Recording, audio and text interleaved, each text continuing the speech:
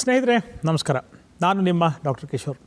ಎಂದಿನಂತೆ ಇಂದು ಕೂಡ ಅನೇಕ ಸರಳ ಮನೆಮದ್ದುಗಳ ವಿವರಣೆ, ವಿಶ್ಲೇಷಣೆ ಮತ್ತು ಉಪಯೋಗದ ಬಗ್ಗೆ ಮಾಹಿತಿ ಹಂಚಿಕೊಳ್ಳಿಕ್ಕೆ ಸಮೀಪದರ್ಶಿಯಾಗಿ ನೀವಿರಬೇಕು ಅಂತಕ್ಕಂಥ ಹೆಬ್ಬಯಕೆಯೊಂದಿಗೆ ದೂರದರ್ಶನದಲ್ಲಿ ಬಂದಿದ್ದೇನೆ. ಕೂದಲು ಉದುರ್ತಾ ಇದೆ, ದೊಡ್ಡ ಸಮಸ್ಯೆ. ನೀಲವೇಣಿ, ಕೃಷ್ಣವೇಣಿ ಹೀಗೆಲ್ಲ ಮಹಿಳೆಗೆ ಅನ್ವರ್ಥವಾಗಿ ನಾಮಸೂಚಕವಾಗಿ ಹೆಸರಿಡ್ತಾಯಿದ್ರು. ನಾಗರ ಹಾವು ಥರ ಇದೆ ನೋಡ್ರಿ, ನಾಗವೇಣಿ ಆ ಹುಡುಗಿ, ಅಷ್ಟುದ್ದ ಕೂದಲಿದೆ ಅಂತ. ಅಷ್ಟುದ್ದ ಕೂದಲು ಇರ್ತಾಯಿತ್ತು. ಇವತ್ತು ಎಲ್ಲೋ ಡ್ರೆಸ್ ಹಾಕ್ಕೊಂಡ್ರೆ ಎಲ್ಲೋ ಕೂದಲು, ಬ್ಲೂ ಡ್ರೆಸ್ ಹಾಕ್ಕೊಂಡ್ರೆ ಬ್ಲೂ ಕೂದಲು, ತಲೆ ಮೇಲೆ ಬಾಣಲಿ ಥರ ದೋಸೆ ಹಾಕ್ಬೋದು. ಅದೇನು ಭಗವಂತ ಬಾಲ್ಡ್ ಮಾಡಿದಾಗ ನಾವೇನು ಲೇವಡಿ ಮಾಡ್ತಕ್ಕಂಥದ್ದಲ್ಲ. ಕೂದಲು ಚೆನ್ನಾಗಿದ್ದಾಗ ಫ್ಯಾಂಟಸಿ ಶೋಕಿಗೋಸ್ಕರ ನಾವು ಶೇವ್ ಮಾಡ್ಕೊಂಡ್ಬಿಟ್ಟು ಆ ಥರ ಎಲ್ಲ ನಾವು ಮಾಡ್ಕೊಳ್ತೀವಿ ಅಂತಕ್ಕಂಥ ಪದ್ಧತಿಗಳು ಅನೇಕ ಸಂದರ್ಭದಲ್ಲಿ ಯಂಗ್ ಜನ್ರೇಷನ್, ಯುವ ಪೀಳಿಗೆ ಬರ್ತಾಯಿದೆ.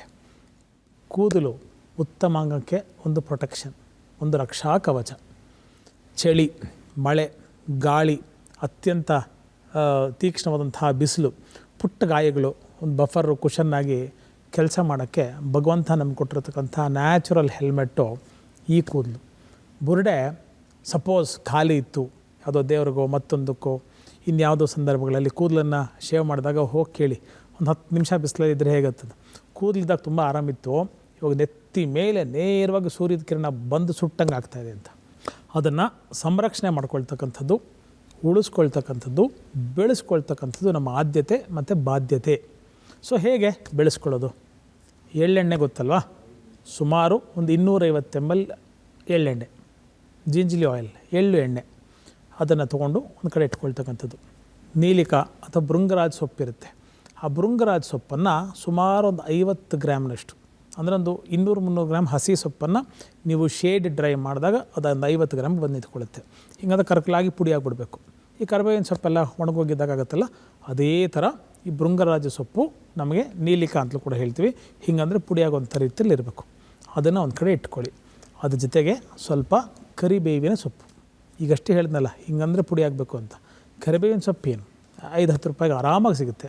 ಮನೆಯಲ್ಲಿ ಗಿಡ ಇದ್ದರೆ ಕಿತ್ಕೊಳ್ಳಬಹುದು. ಕರಿಬೇವಿನ ಸೊಪ್ಪು, ಈ ಭೃಂಗರಾಜ ಸೊಪ್ಪು, ಎಳ್ಳೆಣ್ಣೆ.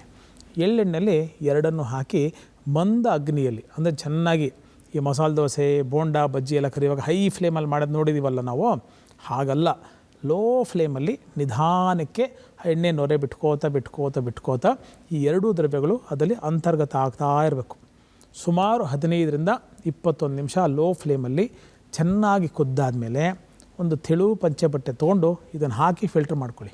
ಒಂದು 2-4 ಚಿಟಿಕೆ ಪಚ್ಕರ್ಪೂರ, ಎಷ್ಟು ನಿಮ್ಮ ಒಂದು 2-3 ರೂಪಾಯಿ ಆಗ್ಬೋದು. ಪಚ್ಕರ್ಪೂರವನ್ನು ಅದು ಹಾಕಿ ಚೆನ್ನಾಗಿ ಮಿಕ್ಸ್ ಮಾಡಿ ಏರ್ ಟೈಟ್ ಮಾಡಿ ಒಂದು ಕಡೆ ಇಟ್ಬಿಡಿ. ನಾಳೆ ಬೆಳಗ್ಗೆವರೆಗೂ ಮುಟ್ಟಲೇಬೇಡಿ. ಆಮೇಲೆ ಸ್ವಲ್ಪ ತೊಗೊಳ್ಳಿ, ಸ್ಕ್ಯಾಲ್ಪ್ಗೆ ಹಚ್ಚಬೇಕು. ಫಿಂಗರ್ ಟಿಪ್ಸಿಂದ ಬುರುಡೆಗೆ ಎಣ್ಣೆ ಹಚ್ಚಬೇಕು. ಕೂದಲಿಗೆ ಜೀವ ಇಲ್ಲ, ಅದು ಕೂದಲು ಪ್ರಾರಂಭ ಆಗ್ತಕ್ಕಂಥ ಹಂತದಲ್ಲಿ ಆ ಸ್ಪಾಟಲ್ಲಿ ಜೀವ ಇದೆ.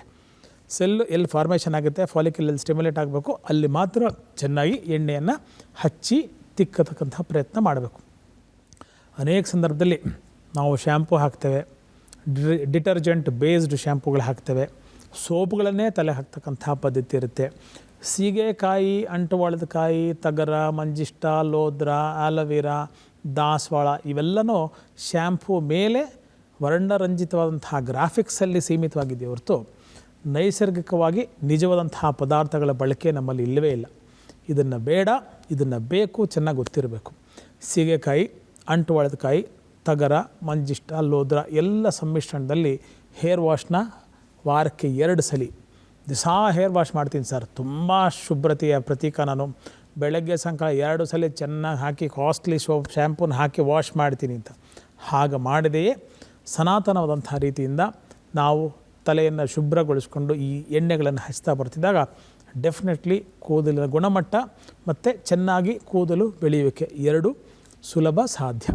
ಇನ್ನು ಅನೇಕ ಸಮಸ್ಯೆಗಳು, ಅನೇಕ ಪರಿಹಾರಗಳು. ವಾಪಸ್ ಬರ್ತೀನಿ. ನಮಸ್ಕಾರ.